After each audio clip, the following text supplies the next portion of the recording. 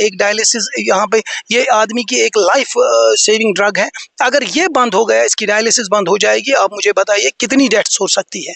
Golden card की ज़रूरत सबसे पहले थी, ये आज नहीं डायलिसिस का रश है।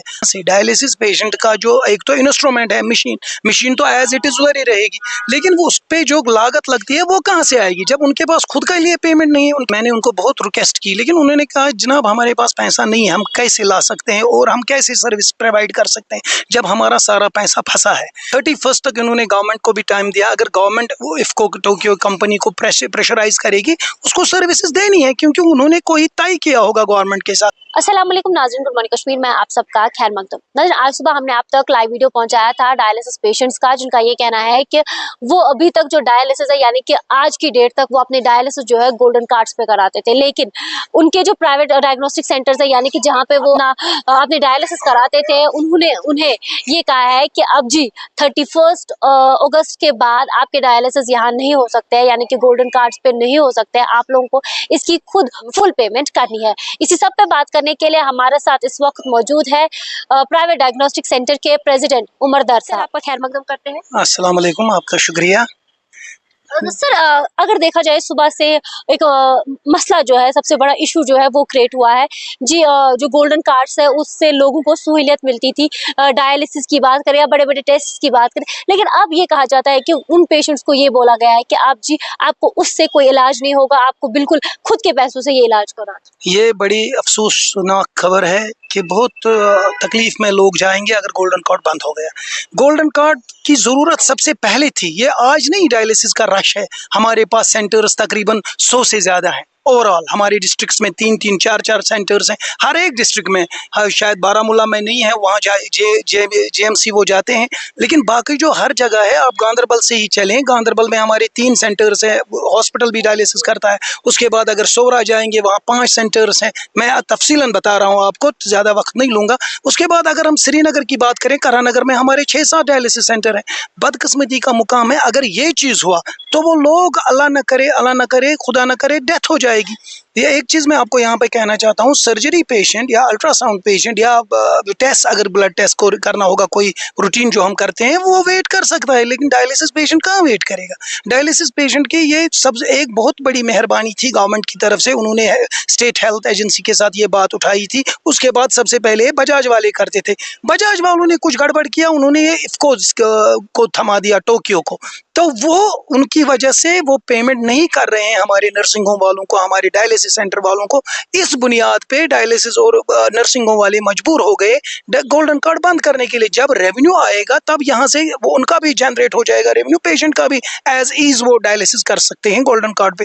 ऐसे में अगर देखा जाए तो सुप्रीम कोर्ट की तरफ से भी ऑर्डर सामने आया था कि आप फिलहाल जी इनका इलाज कीजिए। उसके बाद क्योंकि पेमेंट का इशू हुआ था, सुनने में यह है कि हमें जी वहाँ से पेमेंट नहीं आ रहा है, तो हमारे उनके पास बहुत पेमेंट बंद है, इस वजह से हम ये इलाज नहीं कर सकते। बेसिकली ये पेमेंट का ही मसला है। आप हमारे खैबर इंस्टीट्यूट ले लीजिए, मेडिकेयर ले लीजिए, या बाकी जो यहाँ से, अब नाम नहीं लूँगा मैं, कितनों का लूँगा, उनको पेमेंट ही रोक दी गई। आएगा मेडिसिन कहाँ से? डायलिसिस पेशेंट का जो एक तो इंस्ट्रूमेंट है, मशीन तो एज इट इज़ वही रहेगी, लेकिन वो उस पर जो लागत लगती है वो कहाँ से आएगी जब उनके पास खुद के लिए पेमेंट नहीं है। उनके करोड़ों का बिजनेस वहाँ पे फंसा हुआ है, करोड़ों का पैसा ये इसमें इंडल्ज है जो वो नहीं दे रहे हैं। जब पैसा आएगा तब जाके वो खरीद सकते हैं और मटेरियल, जिससे डायलिसिस हो सकती है, जिससे एक आम आदमी की जान बच सकती है। इससे पहले भी लोग डायलिसिस नहीं करवाते थे बिकॉज दे वो ये क्या कहते हैं, प्रेफर नहीं कर सकते थे, बिकॉज डायलिसिस में हमें तकरीबन एक महीने का 40-45 हज़ार तक खर्चा आता है एक डायलिसिस पेशेंट का। वो बेचारा कहाँ से लाएगा? और इसमें जो डायलिसिस पेशेंट है, ज़्यादातर हमने गरीब तबके को देखा है। क्रिएटिनिन लेवल हमेशा, हम ये नहीं कहेंगे कि औषध हाल वालों को भी नहीं है, करना पड़ता है डायलिसिस, वो तो मैनेज कर लेंगे, लेकिन आप मुझे बताइए जो एक टी बेचता है, रेड़े पे बेचता है, रेड़े वाला है, पटरी वाला है, वो कहाँ से 45,000 ला सकता है?